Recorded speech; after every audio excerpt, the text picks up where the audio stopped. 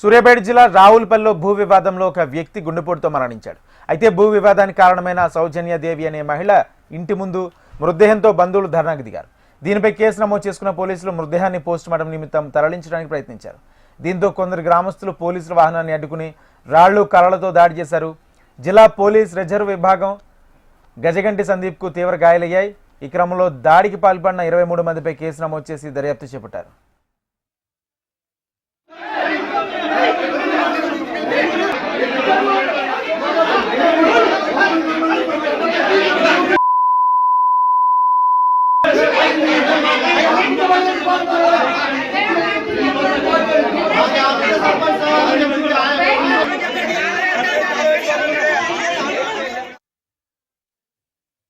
మా ఊరు ముకుందాపురం, మునగాల మండలం, సూర్యాపేట జిల్లా.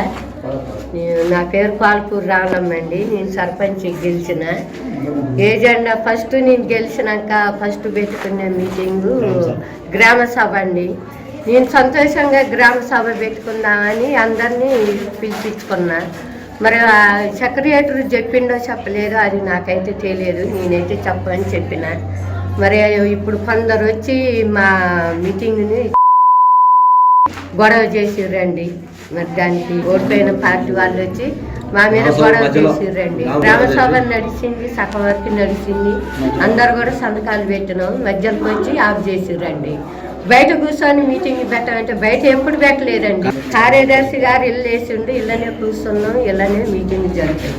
ఇప్పుడు వాళ్ళు కొందరు వచ్చి బయట కూర్చొని మీటింగ్ జరపాలంటే అది మేము ఇంతవరకు అయితే ఎప్పుడు జరపలే, ఇప్పుడు కూడా జరపము. ఇప్పుడైతే సకాల లేవంటే మేము లేవనన్నామండి. దానికి వాళ్ళు ఇక మరి ఏం చేస్తారు, గ్రామ సభ నడవద్దు, దాన్ని క్లోజ్ చేయరు అన్నారు. మేము చేయనన్నాం. వాయిదా గ్రామ సభ నడసాలి.